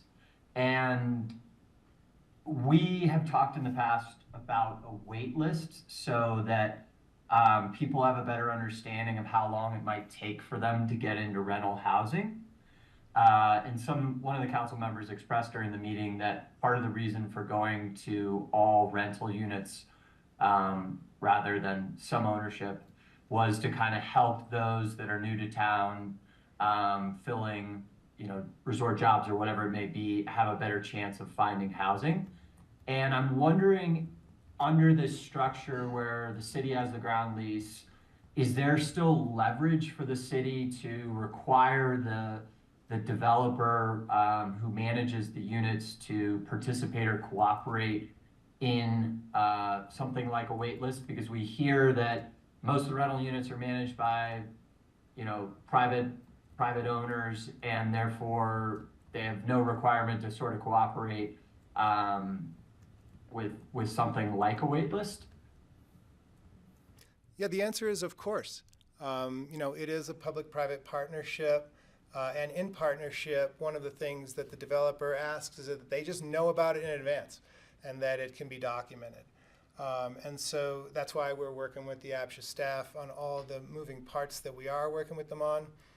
We could very easily make that part of our upfront conversations. And we could even add something like that later when it becomes more ubiquitous throughout the whole system. They are more than happy to work with us. Okay, great. Can I ask one other question on the reserved units and the prioritization? You said that there will be leftover units for kind of at-large applicants. I think it's great that the kind of employer partnership program is being explored. Has there been any discussion for kind of setting aside units at the outset for downsizing or retirees? Not specifically, although it is possible that folks could downsize into one of these units. And if they do, there would still need to be rent paid on a monthly basis to the developer. So any incentives that might somehow be provided could be provided potentially off to the side with APCHA and or the city rather than with the developer specifically. And so we would probably aim to explore that more on a case-by-case basis. Okay, so they could potentially, if somebody's interested in downsizing, circumvent this initial lottery for the 277 units. TBD. And maybe get prioritization on the units. TBD. Okay. And then if I can, just one last question on the traffic light. Is the traffic light, do you know if it's going to run at intervals, like set intervals, that left turn? Or when the bus pulls up or a car pulls up, will the light change green and stop traffic for a car turning left out of Lumberyard? Yeah, like for many of us, CDOT is largely a black box to me. I presume it'll operate very similar to the traffic signal at Harmony Road, which uses both of those, right? There's a default in terms of timing, and then there's also the ability to trigger. CDOT has new standards all the time, too. They're actually changing their infrastructure in how they're going to deal with some of the inter-signal communications. And as part of the process of us undergrounding this trail and moving some of the utilities, they're actually changing the way they're going to do some of their infrastructure, or at least so they've said. And so I think, Peter, that also is TBD based on CDOT standards and how they're continuing to approach the management of the state highway in this area. All right, well, just my 2 cents, I think Rachel and Patty started to talk about revisiting whatever plan had better coordination of the traffic lights and coordination of the mobility systems that are being planned at the airport and at this project. So I'm first and foremost in favor of that. If not, I think it would be great to discourage people to use their car and help those in traffic by making the interval for that left turn take a lot longer, so that, you know, people don't want to sit at that light and would rather get on a bike or take the bus than drive into town, if possible. So Peter, what you're saying is have it match the Burlingame light. He said Is that ruefully. one really slow to turn? It is, it takes, yes, Kelly. I have a personal grand plan to get rid of the Harmony Road light one someday. So I'll look for your help on that, Peter. I was wondering, when this comes through for land use application, will there be an additional employee housing mitigation on top of this, or will the mitigation be rolled into these units? Thanks for the question. I should have mentioned that the city council approved the land use entitlements in 2023, and there is no mitigation of any kind planned. Okay. Do you know what the generation was from it, or from operating? It's not a requirement to be submitted in that way. Okay. And then I forgot to ask this the other day. Are there design elements to mitigate noise from the airport? Because I will say, the county has now installed a whole bunch of noise monitors, and this is a noisy spot. Yeah, so one of the first tasks related to the question of noise was to measure it. And at the property line, the actual noise levels that come from the airport are below the HUD thresholds required for affordable housing developments. But in addition to that, we also know that it's a significant community concern. And so we have gone out of our way to mitigate for noise in almost every design element you could think of throughout the design process. First of all, if you look at the open site area that the buildings create, and I guess I'll go back here, they're sort of designed to use the buildings to block some of the noise as much as possible. And so we noticed that the Mountain Rescue, if you measure the noise on the front side of Mountain Rescue and on the back side of Mountain Rescue, there's a significant drop in the amount of noise on the back side. So that was a strategy that was used in site planning from the get-go.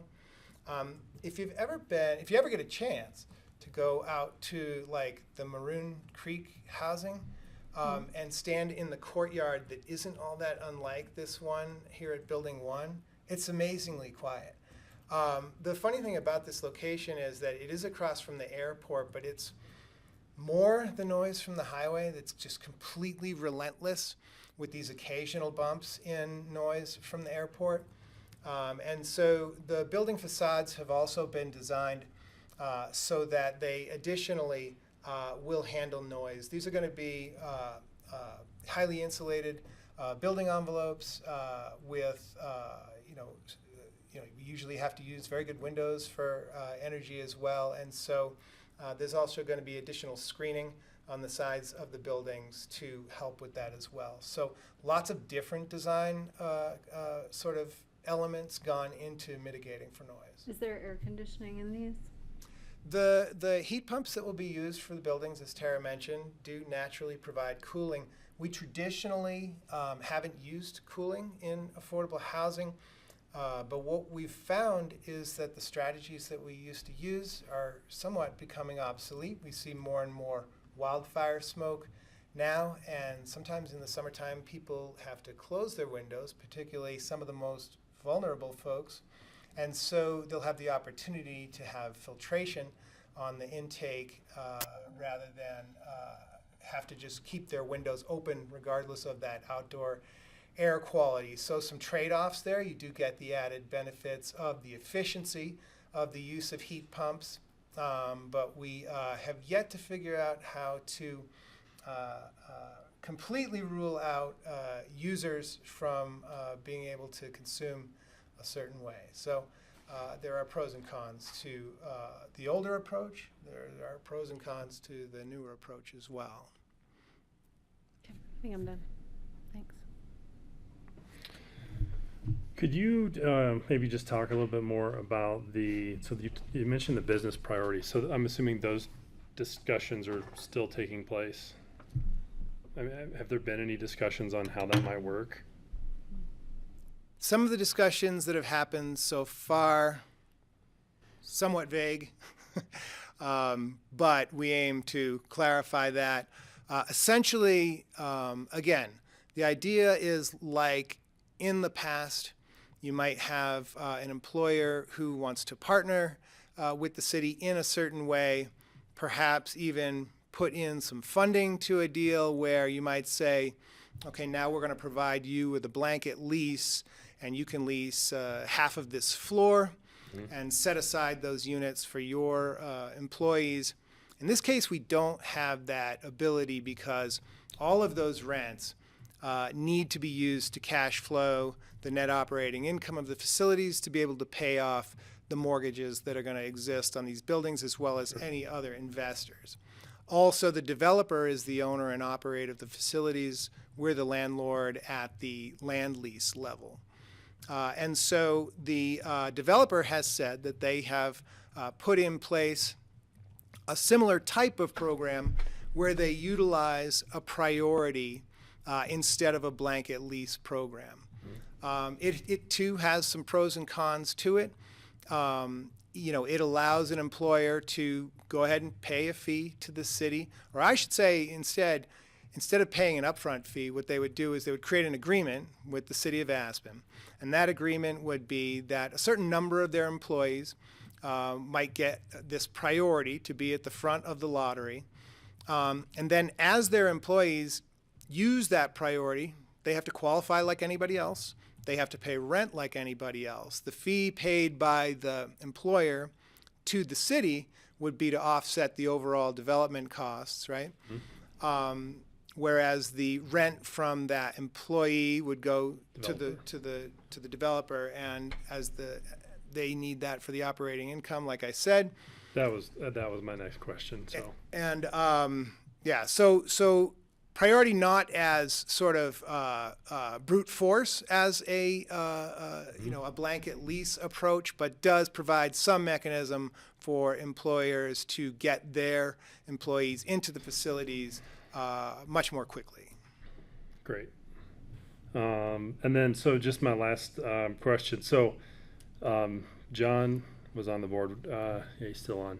So John and I were on the board when, there was, when APCHA was a partner in a development like this, right? And there was there was a payment from the developer to APCHA for the sort of, ongoing management of the deed-restricted properties.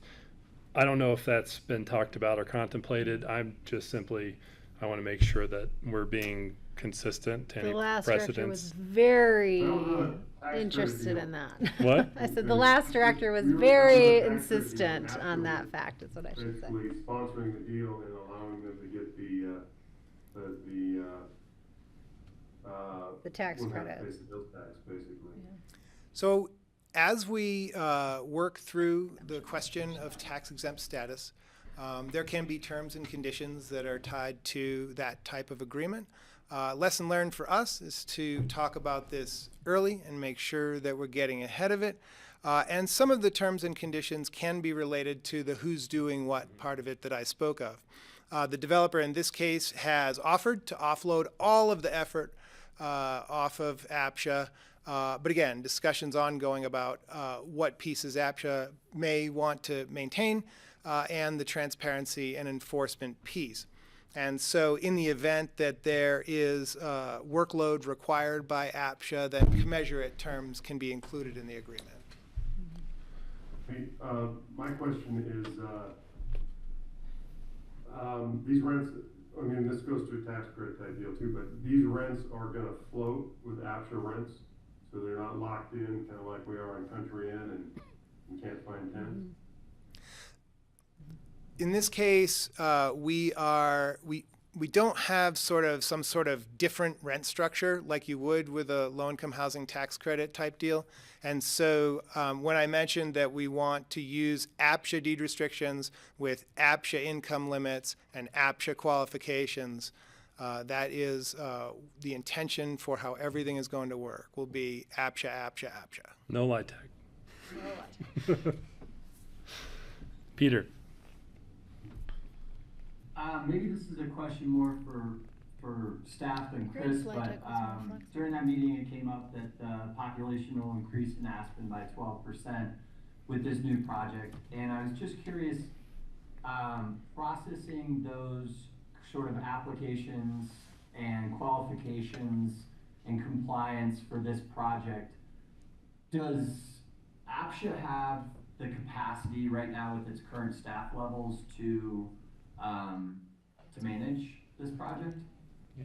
Or will So- we be adding? Peter, as Chris said, we're in discussions right now as to what the workload is between Gorman and APCHA and who is managing those qualifications, based upon staff's workload and kind of what we think makes sense from lessons learned as we've come. And so once we've kind of continued those conversations, we'll bring it back to all of you as to what the decision is. But those are ongoing conversations, Peter. And in addition to that, I'll mention 277 units, 1.5 bedrooms per unit, closer to 550 maybe working adults, and so probably closer to 8% than 12%. The 12% number didn't come from us. Okay. And then last question. It Peter, keeps can I coming just- up that, people that'll be filling these units, whether it's by priority or not, but most of them will be coming from relocating from somewhere else in the valley closer to where they work. And I was just curious, and there was some people implied that would potentially offset the traffic light and create less impact on the existing traffic. And I was just curious, with all the other projects that have been built, whether it was with the recent ones with Aspen Housing Partners or even Burlingame, when there was this same conversation where people said we're going to be relocating more people up closer to their jobs where they'll not be driving as much, was there any data that showed after those projects were built that it improved traffic? And can we anticipate less traffic because of this project? So with 277 new units coming online, over the course of, roughly a 2-year period, that's a lot of units, right? And so we'll see people come from all over. For some of our studies, we had to make some assumptions. We wanted to make reasonable assumptions. And so the studies that we performed, we mainly assumed that half of the folks would come from Down Valley and half of the folks would relocate from other facilities near or in Aspen. But when they do, those units will get backfilled too. We know there aren't going to be empty units, right? So the people are going to come from somewhere. So presumably there should be a large component of commuters who, are either commuting a lot less far or they're no longer commuting by automobile anymore at all. The studies that we've looked at in terms of the traffic do make estimates, but again, they're based on assumptions. So I tend to think that the actual outcomes will be better than what the studies say, because the studies don't want to be accused of using unreasonable assumptions. So they try to use super reasonable assumptions, in fact, conservative assumptions. But based on the past projects, Burlingame and Aspen Housing Partners projects, those probably had the same assumptions that fewer people would be commuting into Aspen, and we may not have seen an improvement in traffic, but we can assume that it would be worse if we didn't have those projects? Is that the best we can assume? Without that specific data right now, Peter, you can go ahead and assume that. I thought Okay, thanks. that maybe not making the leap to the traffic condition, but I feel like staff presented to us the Burlingame 3 occupancy and where those folks came from. I'll just recollect that. Y'all tell me if I'm wrong. I'd have to go back and look through our packets. But I don't have that in Yeah. front of me. Anyway. And there are So that at least is for Burlingame 3 minimally, was identified. Now whether important that difference between sale and transformed rental. how people drove their cars, I don't know. I would say. And then I just will say I continue to be willing to advocate for funding from the county to support a staffing study should APCHA staff want that. Thanks, Kelly. Excellent.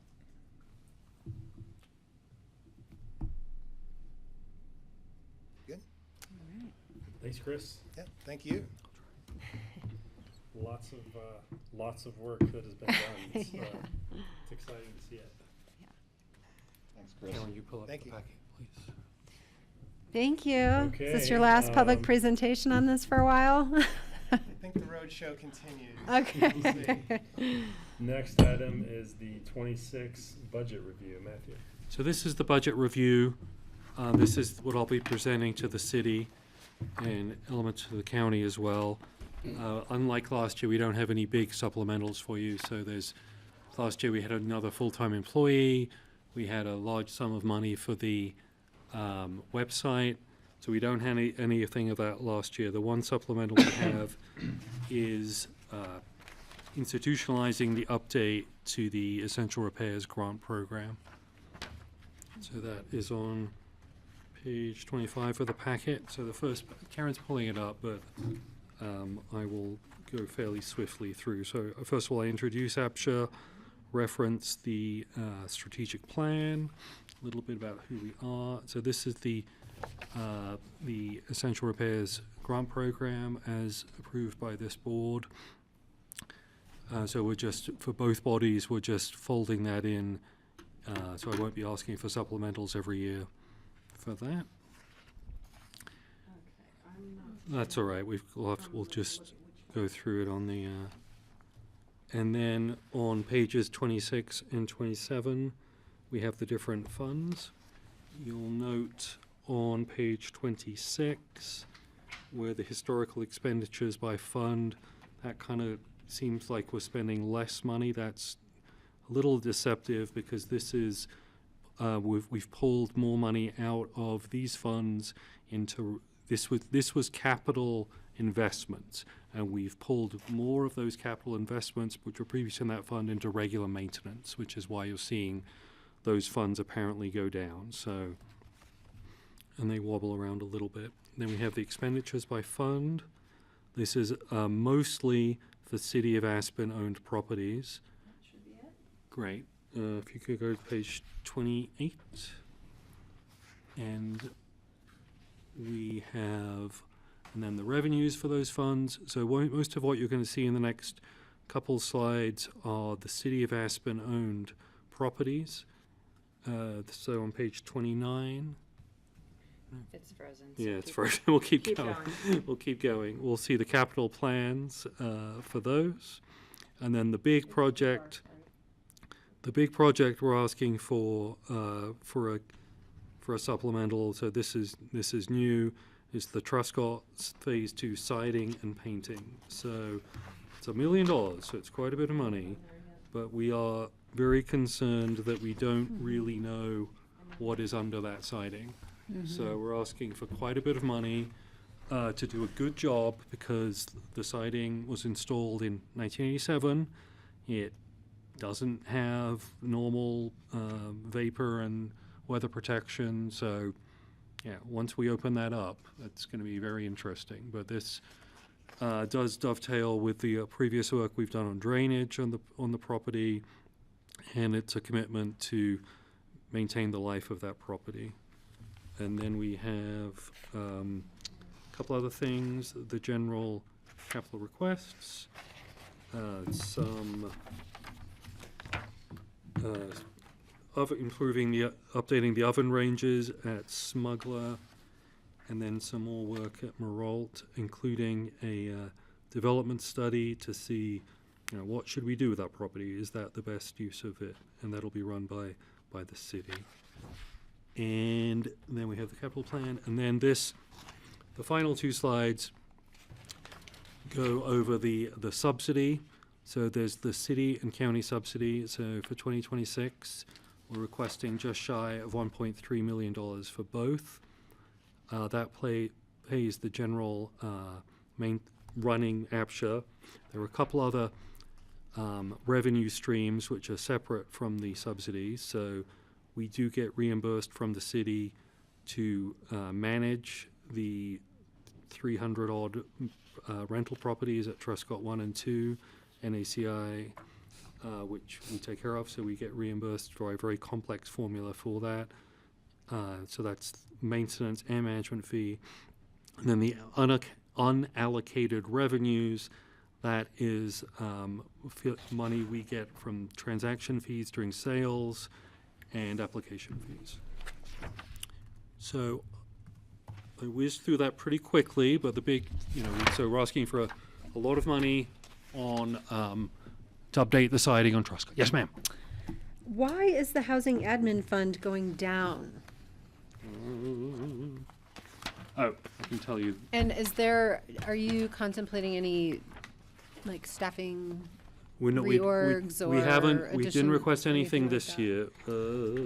Any positions not being refilled or? No, we don't have anything anything like like that. And we have some thoughts for future staffing, but they weren't ripe enough for this session. Okay. I'm curious. It seems like some people might be reaching retirement age, but Yeah. I don't want to assume and just,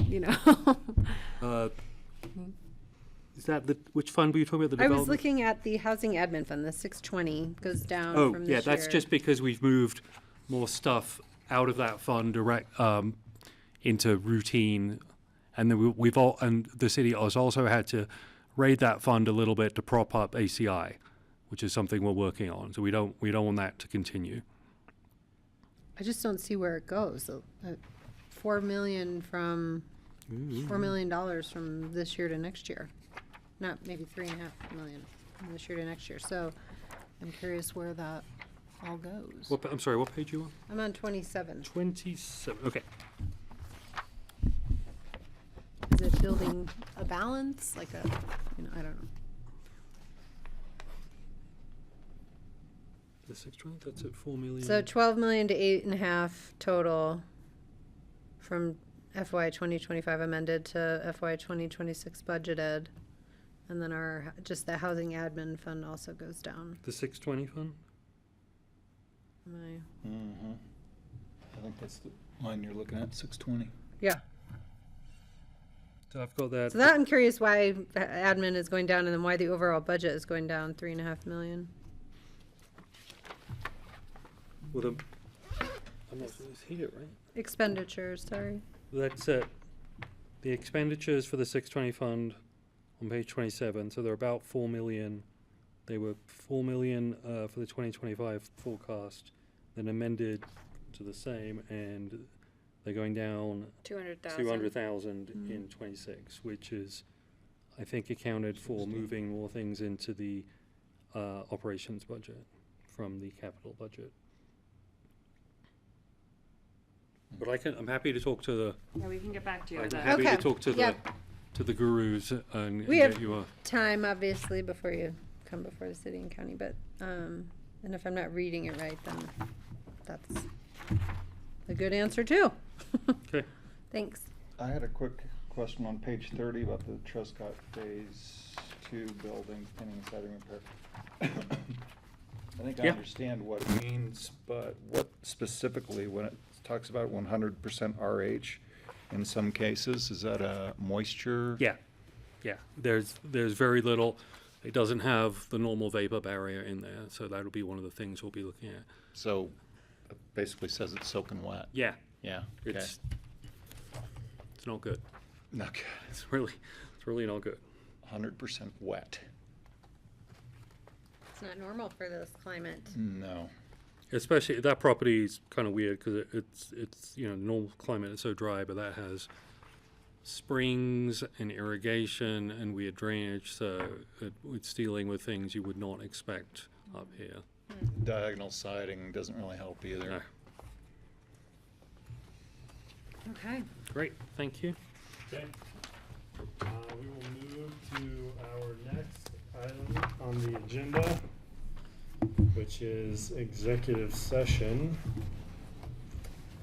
Would someone like to make? I'll make a motion to go into an executive session in accordance with Colorado Revised Statutes 24-6-4024B for a conference with APCHA attorneys to receive legal advice regarding a settlement of Centennial Owners Association versus APCHA and the City of Aspen in Pitkin County District Court Case Number 2015 CV 030158. I will second that motion. Okay, we have a motion and a second. Before we go into this, is there anyone that we need to invite into this executive session? Mr. Marks.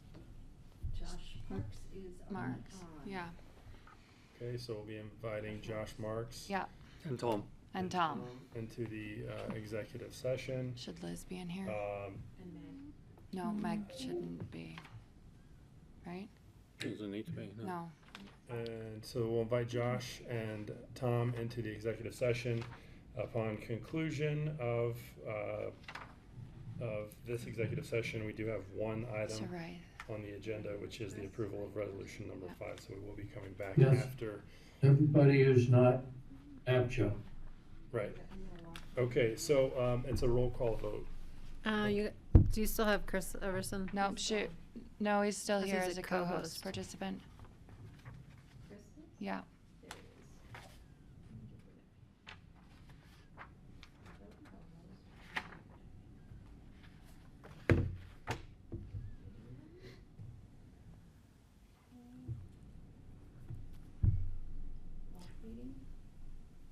Can I That's make, right. do you need me to do roll call? Please. Okay. John, Yes. Kelly, Yes. Carson, Yes. Peter, Yes. and we lost John, so, John left. Yep. okay. I can be here, I just can't. Yeah. show. Yes. Okay, Yes. so we're just No, I gonna- knew Roll that. call, you did say, We're Christine. going to take a short break to clear the room and Okay, turn you off want me to start? GrassRoots. Hold on just a second, Tom. I'll let you know.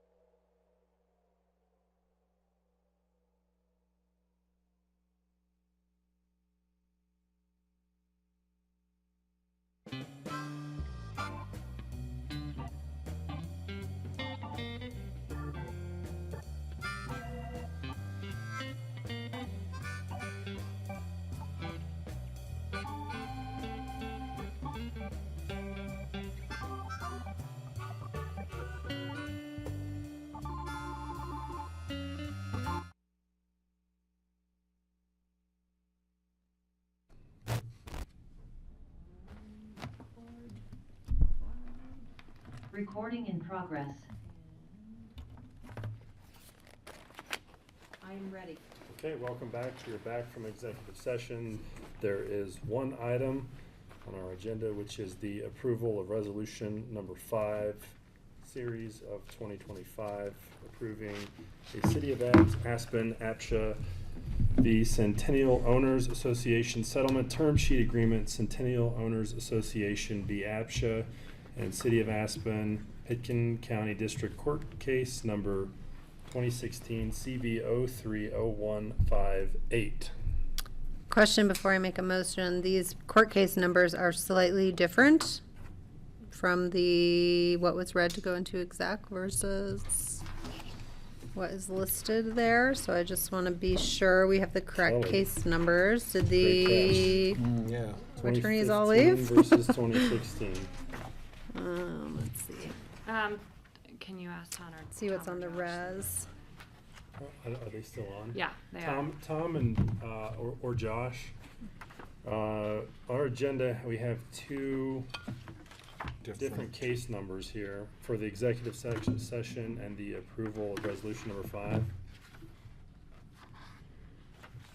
We have a 2016 CV 030158 and the 2016.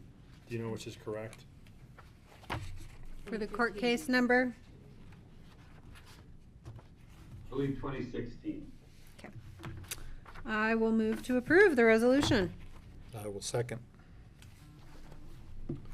Okay, and we have a motion and a second. Any discussion? I hope everyone feels satisfied with these outcomes after a long time coming, and that Centennial has a really beneficial construction improvement outcome that they hope for. Agreed. Okay, if there's no other discussion, it is a roll call vote. John, Yes. Kelly, Yes. Carson, Yes. Peter. Yes.